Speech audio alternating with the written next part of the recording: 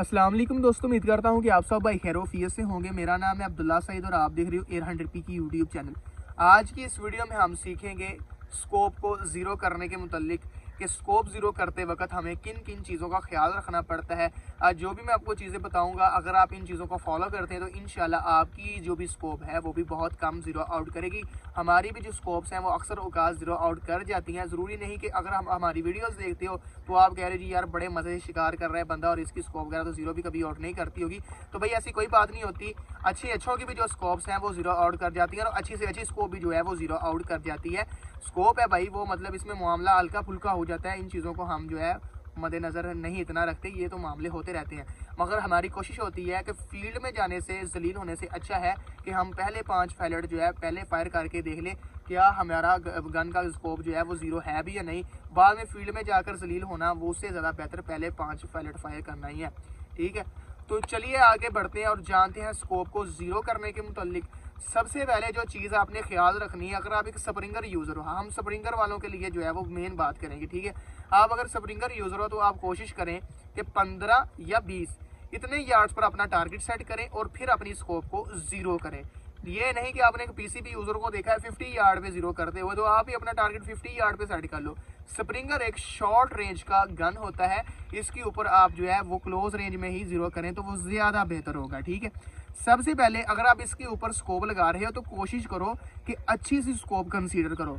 ये नहीं कि आप लेते हो भाईजान गैमो का 340 या बुशनल का 340, तो वो आप पैसे भी ज़ाया करते हो और राजी का जलील भी फील्ड में होती हो बाहर जाके।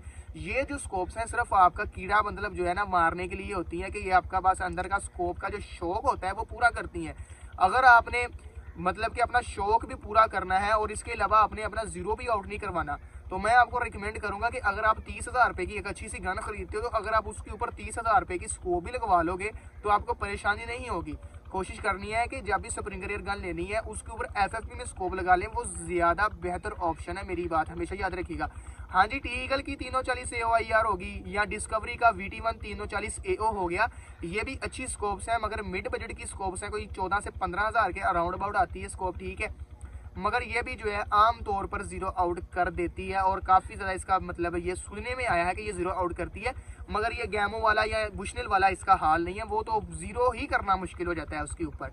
ठीक है, तो सबसे पहले आप अपनी स्कोप का खास ख्याल रखें कि आप जो स्कोप चूज़ कर रहे हो जिसको आपने कल फील्ड में लेकर निकलना, क्या वो अच्छी भी है या नहीं, क्या आपको वो मतलब वैल्यू पे भी कर पाएगी फील्ड में जाके या नहीं, जो आप पैसे खर्च कर रहे हो। जितना गुड़ डालोगे भाई उतनी मिठास है। ठीक है, और सीधी सी बात है, सियाने लोगों ने जो बातें कही हैं वो बिल्कुल परफेक्ट है और अगर आप जितना मतलब पैसा खर्च करोगे उतनी अच्छी चीज़ मिलेगी और उतना ही अच्छा उसका फील्ड में रिजल्ट मिलेगा जाके। अब दूसरी चीज़ है कि स्प्रिंगर गन के ऊपर जब भी आपने स्कोप लगानी है तो उसके साथ आपने अच्छे माउंट कसने हैं। ठीक है, कोशिश करें कि अगर आपके पास कोई पैसे हैं, कोई अफोर्ड कर सकता है तो वो ये जो जीरो रिकॉइल आजकल माउंट्स आते हैं ये आप परचेज करें। 5 से 6,000 के राउंड अबाउट मिल जाता है। बुल्स आई जो डायना वाला है वो तो बहुत महंगा है, कोई 12-13,000 रुपये का माउंट आता है। अगर आप वो कंसीडर नहीं कर पाते तो 5 से 6,000 रुपये का जीरो रिकॉइल माउंट आता है, टीगल का में भी आता है, तो वो आप कंसीडर कर लें। ठीक है, अगर आप वो भी नहीं करना चाहते तो आप एक सिंपल जो ये जो माउंट आता है आजकल सिंगल पीस, ये कंसीडर करें अगर आप स्प्रिंगर यूजर हो। ठीक है, उसमें स्टॉपर नट का भी ऑप्शन होता है। रिकॉइल की वजह से आपकी अगर स्कोप पीछे को खिसकती है, माउंट पीछे को खिसकते हैं, तो वो मतलब उसमें मामला बेहतर रहता है। इसमें यह सिलसिला होता ही नहीं कि वो आपको तंग करे। ठीक है, तो अभी हमने डिस्कशन की है अपनी स्कोप के मुतल्लिक और दूसरा हमने किया माउंट्स के मुतल्लिक कि हमने किस तरह के माउंट सेलेक्ट करने हैं और दूसरा जो है हमने किस तरह की स्कोप अपनी जो है वो सिलेक्ट करनी है। अब हम तीसरी जानब बढ़ते हैं और तीसरी चीज़ है वो है पैलेट्स। ये भी बड़ा इंपॉर्टेंट जो है वो रोल प्ले करते हैं आपकी स्कोप को ज़ीरो रखने के दौरान और ज़ीरो करते वक्त जो है ये बहुत ज़्यादा रोल प्ले करते हैं। सबसे पहले देखो भाई, जब भी आपने अपने पैलेट्स को सिलेक्ट करना है इसके लिए तो आपको पता होना चाहिए कि आपकी गन के ऊपर कौन सा पैलेट जो है वो सूटेबल है। और ये ऐसे ही नहीं देख के पता चल जाता है कि भाई ये पैलेट सूटेबल होगा। अच्छे से अच्छा भी पैलेट जो है वो गन के ऊपर एक्यूरेसी नहीं देता और बुरे से बुरा पैलेट भी जो है वो गन के ऊपर एक्यूरेसी दे जाता है।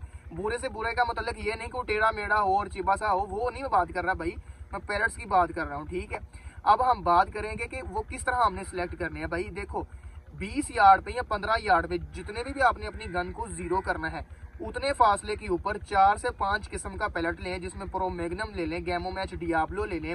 इसके अलावा दीगर जितने भी 18 ग्रेन के 15 ग्रेन के पैलेट्स आते हैं 4 से 5 किस्म की जो है वैराइटीज़ ले लें आप और आप अपना टारगेट सेट करें 15 से 20 यार्ड्स के फासले पे। फिर आपने करना क्या है कि अपनी गन को किसी सरहाने के ऊपर, ये भी अपनी चीज़ गौर रखनी है कि आपका जो एम है वो स्टेबल होना चाहिए। ये चौथी चीज़ है हमारी जो हम बीच में सीखेंगे कि आपका जो एम है वो स्टेबल होना चाहिए। या तो आपकी गन के नीचे स्टैंड होना चाहिए जो कि आपकी गन को बिल्कुल भी ना हिलने दे, या दूसरा आपके पास कोई ऐसा मतलब चीज़ होना चाहिए, एक टेबल हो, टेबल के ऊपर 2 सरहाने हो, सरहाने के ऊपर आपकी गन हो, ताकि जब आप फायर करें या आप अपनी टारगेट को जो है वो देखें, एम करें, तो आपकी जो स्कोप है वो बिल्कुल भी लेफ्ट राइट अप डाउन जो है वो टेढ़ी मेढ़ी ना हो, हिले ना, ताकि आपके जो टारगेट है वो इजीली आप जो है वो उसको देकर हिट कर सको। ठीक है, ये भी चीज़ आपने गौर रखनी है। अब आपने करना क्या है कि स्टेबल एम पर बैठ जाना लेके अपनी गन को। ठीक है, आफ्टर आपने करना क्या कि फायर करना शुरू कर देने हैं। स्कोप को किसी किस्म का नहीं छेड़ना आपने अपने जो है वो पैलेट्स वगैरह जो है वहाँ पर फायर करने हैं 5। अब आपने ग्रुप देखना है कि यार इस पैलेट के ऊपर मुझे ग्रुप इतना मिला है। अब दूसरा पैलेट लिया, उसको भी 5 फायर करके देखने हैं। अब आपको उसके ऊपर ग्रुप मिलता है जी इतना। ठीक है, अब तीसरे के ऊपर आपको मिलता है इतना, चौथे के ऊपर आपको मिलता है इतना, चार तरह के पैलेट्स के ऊपर। ठीक है, और 5वें के ऊपर आपको मिलता है भाईजान इतना ग्रुप। ठीक है, तो जिसके ऊपर इतना आपको ग्रुप मिला है वो पैलेट आपके लिए और आपकी गन के लिए बेहतर है, और जीरो करने के लिए भी सबसे अच्छा ऑप्शन है। इतना सा ग्रुप तो भाईजान मक्खन होता है। ठीक है, अगर इतना भी हो स्प्रिंगर के लिहाज से तो वो भी बड़ा बेहतरीन जो है वो ग्रुप है स्प्रिंगर गन के लिहाज से। ठीक है, आपने करना क्या है कि उस पैलेट को सिलेक्ट करना है। फर्ज करें वो गैमो मैच निकल आया, अपने गैमो मैच को सिलेक्ट किया, अब उसके ऊपर आपने अपनी गन को जीरो करना शुरू कर देना है। अब अक्सर का जो एक तरह का ही पैलेट यूज करता है या फर्स्ट टाइम को स्कोप जीरो करने बैठता है, वो करता क्या है कि जब पहला उसने अपना पैलेट लगाया, फायर किया, और करने के बाद वो करता क्या है कि वो देखता है आपका जो निशाना है वो नीचे लग रहा है। ठीक है, और पहले ही निशाने से वो अपना टर्रेट जो है ऊपर करके जो है ना मतलब अपना निशाना अप करना शुरू कर देता है। इस तरह नहीं होता, उसका नीचे ग्रुप पहले निकाल लेना है, फिर उसके बाद आपने जो है ऊपर को उठाते जाना है अपने निशाने को, और फिर आपकी जो स्कोप है वो जीरो हो जाएगी बेहतर तरीके से उसके ऊपर। और जो 5वीं चीज़ है वो है भाईजान हवा। जब हवा चलती हो तो तब जीरो जो है आपने अपना स्कोप बिल्कुल भी नहीं करना, क्योंकि इसमें आपकी गन कभी भी जीरो हो सकती नहीं। हवा कभी पैलेट को इधर ले जाएगी, कभी इधर ले जाएगी, कभी अप ले जाएगी, कभी डाउन ले जाएगी। हवा जो है वो मतलब बिल्कुल भी जो है वो समझ लें कि अच्छी चीज़ नहीं है अगर आप स्कोप को जीरो कर रहे हो और यहाँ आप लॉन्ग रेंज में हंटिंग कर रहे हो।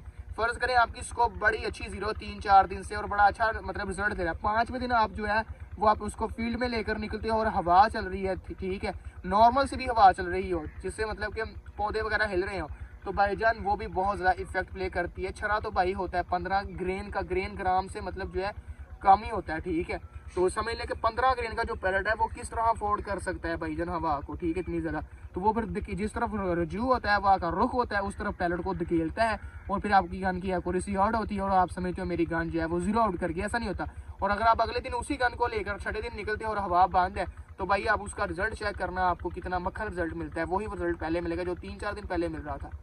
हवा, माउंट्स, स्कोप और स्टेबल एम, और 5वां पैलेट से डिसाइड करना, ये 5 चीज़ें ज़रूरी हैं। अगर आप इन चीज़ों को डिसाइड करके आप अपनी गन को जीरो करने बैठते हो, आपकी गन जीरो हो जाती है, तो सर आपकी स्कोप बहुत कम जीरो आउट करेगी। ऐसी कोई स्कोप भी दुनिया में अभी तक ईजाद नहीं हुई जो स्कोप जीरो आउट ना करती हो। हाँ भाई, कोई होगी बड़ी अच्छी जो आप और मैं अफोर्ड नहीं कर सकते, हम उसी के रिलेटेड बात करेंगे जो कि हमारे लिए है।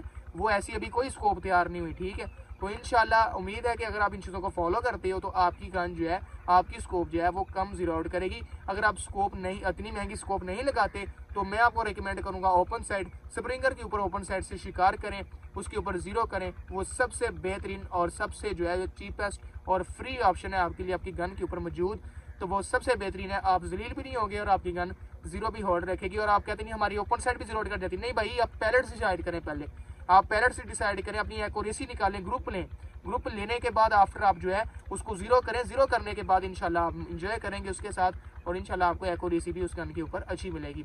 तो ये थी आज की वीडियो। उम्मीद है कि आप भाइयों को पसंद आई होगी। पसंद है इस वीडियो को लाइक, शेयर और चैनल को सब्सक्राइब करें। अल्लाह हाफिज़।